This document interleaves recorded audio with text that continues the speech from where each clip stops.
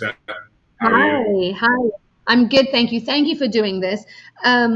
I'm so interested in your perspective on this matter of leadership. I mean, I know you heard what I said about it matters who we choose, who we elect to be our leaders. It matters particularly in moments of crisis.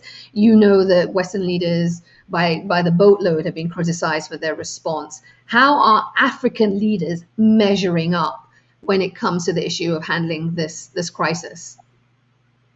Um, it's hard for me to comment on all the leaders, as it's diverse continent, 54 countries, so I can only talk directly of the ones that I've seen or Yeah. been affected by. And can you hear me fine? Yeah, I can hear you. Yeah, so I think I can talk specifically right now. I'm with my family in Accra. So I can talk specifically of Ghana, and I can say very definitely and defiantly that the leadership here has actually been exemplary. Um, the president of Ghana has led from the front. He's taken the message straight to the nation. He's been very decisive, and within his limited means, in the sense of which Zayn sort of alluded to earlier, I think, quite frankly, the president of Ghana has done everything humanly possible within his capabilities to combat this crisis as effectively as possible. And I think it's being seen by the confidence that the nation has in his leadership, because I think great leadership inspires confidence. And when your leader is making the right moves, then you tend to follow as a nation. And I Hmm. think if you contrast that with other places where I might not be there, but I'm in regular contact with friends, like my friends and family in other countries, neighboring countries, the leadership is not comparable. Hmm. Here, everybody knows the view of the president. He's leading from the front, and they've moved very early in terms of closing their borders, isolating. So he gives hope to the nation with the confidence of his leadership. I find that really interesting. You said a couple of things. You mentioned that Ghana's president, Nana Akufo-Addo, had been decisive. He'd led from the front. He'd inspired confidence. He'd given hope. Is that the key to leadership in a moment of crisis? I mean, in your view, um, what do we need from our leaders? What should we expect from our leaders in a moment like this? I mean, I think on top of his decisiveness, I'd like to add that he's shown empathy and humanitarian leadership, which I think has often been lacking in some of the other countries. So not only has he moved decisively, as some of the things I think you were saying alluded to earlier, the situation in Africa is different from the West. So you can't simply cut and paste the solution you use in New York or London. It's not necessarily applicable here. So that's why I said he does the best within his means, but he's also been empathetic and shown the humanitarian touch, as he knows there's masses living in large social dwellings, slum or ghetto settings that make it virtually impossible for them to socially distance in the way we're all hearing in the West. And I think he's been very empathetic to that.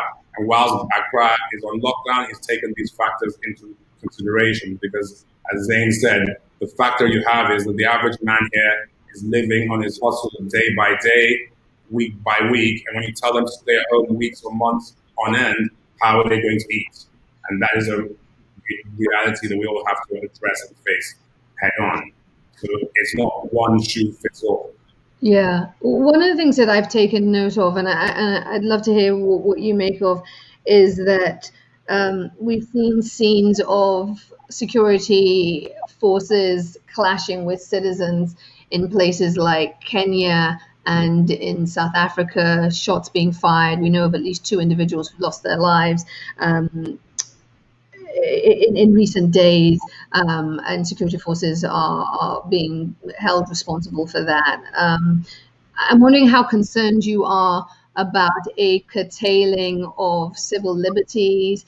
I'm wondering whether you have concerns that this moment could trigger a backsliding in democratic progress in some parts of the continent.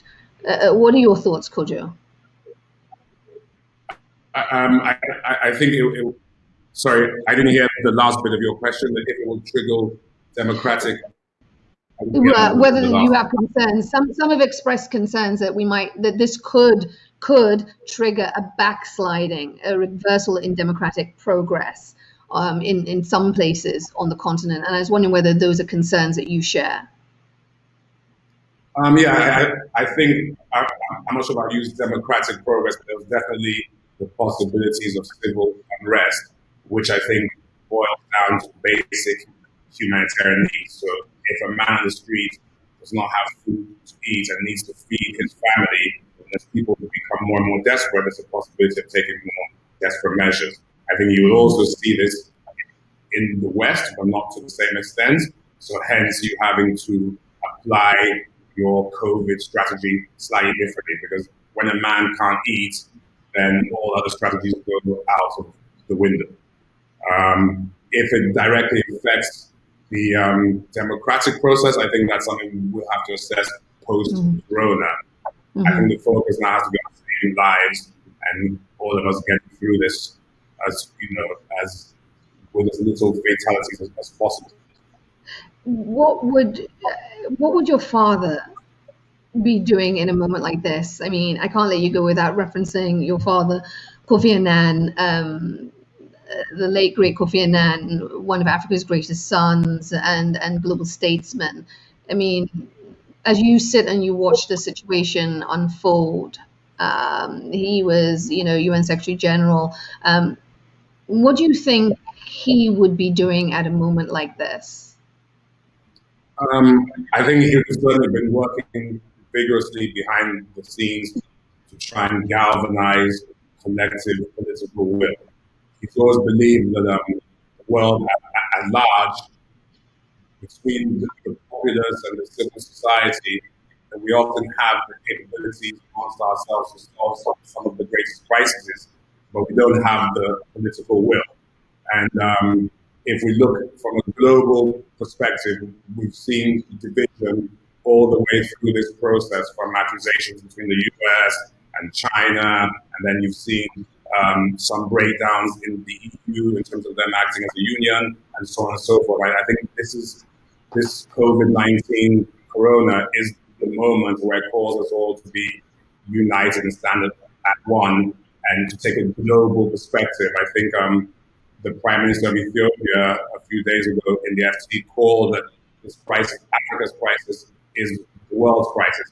And I don't think we're coming from a sympathetic point of view of wanting handouts, but the simple reality is that Corona is a world's issue. It's not a rich man's disease or a poor man's disease or white man's or black man's. It is global, and therefore it requires a global solution. There's no point in certain countries putting up borders and protecting themselves, because we've seen that we're interdependent and we're a global community, and the virus will come back to you in one form or another. So we should be looking at global collective solutions to help everybody and everyone. All right. Kojo Anand joining us there from Accra, Ghana. Just very quickly, is the family okay? Are you guys doing all right in Accra? Yeah, everybody's doing well. Kids are too young to really know what's going on, so we're keeping them in ignorant bliss. And the rest of us are just keeping the faith, praying that we'll all get through this sooner rather than later.